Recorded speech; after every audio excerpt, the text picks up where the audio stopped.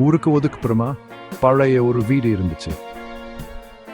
எங்க பார்த்தாலும் கொடிகளும் புதர்களும் மண்டி போய் பாழடைஞ்சு கிடந்த அந்த வீட்டை பத்தி ஊர்ல எல்லாரும் பயங்கரமான கதைகள் பேசிக்கிட்டாங்க. அந்த வீட்டுக்குள்ள ஒரு குடும்பமே இருந்து போச்சுன்னும் அவங்க ஆன்மாக்களுக்கு இன்னும் சாந்தி கிடைக்கலன்னு சொல்லுவாங்க.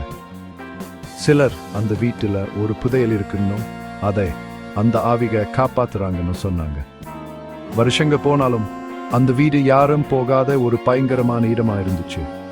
பசங்க எல்லாம் அந்த வீட்டை கேட்டுட்டு போகணும்னு ஒருத்தர் தூண்டுவாங்க. ஆனா யாருமே உள்ள போக துணிய மாட்டாங்க. அந்த வீடு உலகத்துல மறைஞ்சு கிடக்கிற மர்மங்களுக்கு ஒரு அடையாளமா அப்படியே இருந்துச்சு. ஒரு நாள் ராத்திரி நிலவு மங்களா ஒளிந்துட்டு இருந்தப்போ 4 நண்பர்கள் அந்த பழைய வீட்டுக்கு பக்கத்துல சூடினாங்க. அதுல துணிச்சல் மிக்க அர்ஜுன் அந்த கதைகள் எல்லாம் வெறும் பொய்ன்னு சொன்னான்.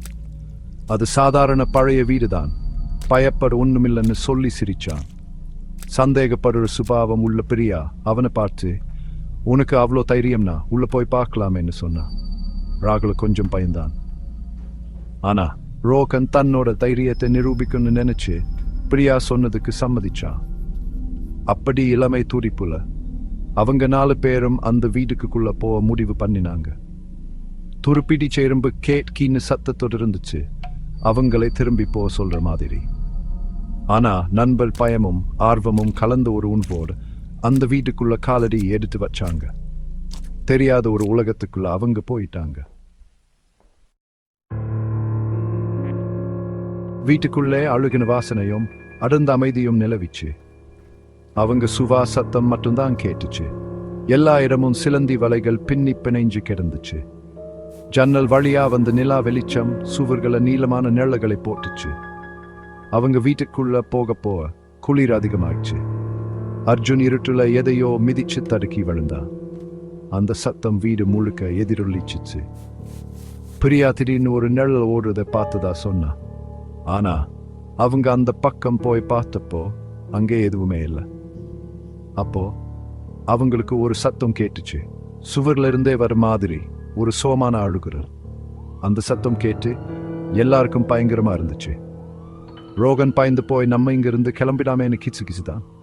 ஆனா யாரும் பதில் சொல்றதுக்குள் மேல மாடியில இருந்து கனமான காலடி சத்தம் கேட்டுச்சு. அடுத்த நாள் காலையில சூரியன் உதயமாய் ஊர் முழுக்க வெளிச்சம் பரவிச்சு. ஆனா அந்த 4 நண்பர்களையும் காணோம். கவலையான ஊர் மக்கள் அவங்கள தேடி போனாங்க.